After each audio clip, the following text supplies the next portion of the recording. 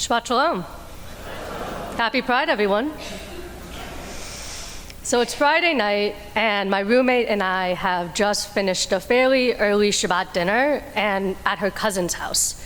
So we decided to take advantage of being in the old city of Jerusalem and go down to the Kotel. It's a good time, as most people are still at dinner, but not so late that the city feels deserted. We head down, and the Kotel is fairly empty, though there are a few people, quietly singing in the plaza area. It feels really sacred. We go into the women's section, and I take a seat, marveling at the ancient stones, when an older woman comes and sits next to me. Shabbat Shalom, she greets softly. Shabbat Shalom. Zot Ezrat Nashim. This is the women's section. Nachon, I replied. Correct. The more sarcastic reply I could have said was hindered by the simple fact, I know how to say it in Hebrew. This was kinder. She says to me in Hebrew, "You're far too old to be sitting in the women's section." Unsure exactly how to respond, I say, "Thank you." She looks at me, and when I make no motion to leave, she simply wishes me Shabbat Shalom again and takes her leave, which I am grateful for. I have no idea if she was like, "Oh, this is a woman," or just decided not worth it. Looking like I do, I'm 5'1", I'm often confused as a male teenager. I was once asked if I was old enough to sit in the emergency exit row when I was 22. You have to be 15, so. The question always comes back to, when this happens to me, should I disclose?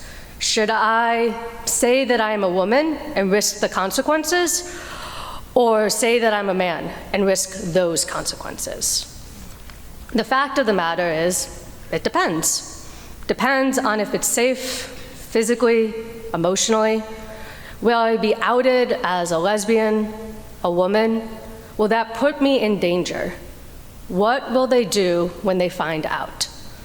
All of these questions swirl, becoming factors when faced with the near daily situations of misgendering, and I'm a cis woman. The dangers to trans people, more commonly trans women, and trans women of color are often far more prevalent and far more deadly. I admire the courage these people have, those who feel they can be their authentic self, because ultimately what is needed for us to feel empowered to fully express ourselves is an assurance of safety. Safety from violence and retaliation, safety from ostracization. So our Parashat begins with God telling the Israelites to send for themselves scouts into the land. 12 men go in and 10 men come back with negative reports. The Israelites latch onto these negative reports and desire to go back to Egypt. The Israelites' rejection of the land led them to their punishment of 40 years of wandering in the desert, 1 year for each day the spies were in the land. 2 of the scouts, Joshua and Caleb, had brought back a positive report. And it is them of that generation and them alone who will survive to settle in the land of Israel. But what made Joshua and Caleb special? What made them able to be their authentic selves and state their beliefs in the face of opposition? They had a crucial element. They had support. Prior to entering into the land, Joshua's name was changed by Moses from Hosea to Yehoshua, meaning God will save. In that moment, the Midrash in Sota teaches that Moses had prayed for mercy so that Joshua would be saved from the counsel of the spies. When Joshua went into the land and came back with his report, he was supported by Moses, by God. Joshua had external support to stay true to who he was and what he believed in. Caleb had to go and find it. When they get into the land, it says, "Vaya'alu v'negev vayavo ad Chevron." The same Midrash in Sota is noting the fact that it says, they went up to the Negev and he came to Chevron. Shouldn't it have been they came to Chevron? So Rava teaches that Caleb separated himself from the other scouts and prostrated himself on the graves of the ancestors in Hebron. And he said to them, "My ancestors, pray for mercy for me so that I will be saved from the counsel of these other scouts."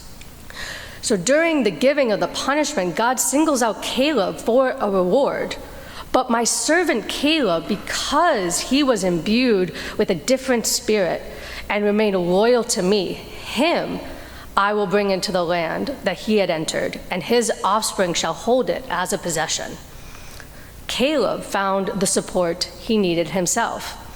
A different midrash teaches that while Joshua knew from the onset that the land was good, Caleb, it took him some time. It seems that once Caleb had sought refuge and comfort from his ancestors, he came to the right conclusion and he was able to be himself. So Joshua and Caleb are the two who, when they come back with the other scouts, are the ones who stay true to God. They're able to stay true to themselves and their ideals for the future. They are confident that they could take the land. And moreover, they felt safe enough in opposition to the other scouts and the growing fear of the crowd to express themselves authentically and not give in to fear. Being safe is tantamount to being able to express oneself fully. Feeling safe enough to express yourself can come usually in two ways, though probably a combination. First, we get it like Joshua did. We are given it from our family and our friends. Whether that is our family of origin or our chosen family, we get it from the people in our lives who love us and care about us. When we feel that external support, that they will accept our authentic selves, we feel empowered to express ourselves in that way. So at my senior prom, I wore a suit and tie for the first time in public. And that was because I had my friends by my side. Just as for Joshua, Moses and God's support made him feel safe to speak his truth. And so too for me, my friends' support empowered me to live my truth. The second way to feel safe is to be like Caleb. We must find it for ourselves. So when I was first struggling with these feelings and thoughts of being gay, I was only 16, and I felt like I couldn't tell my family or my friends. What could I say?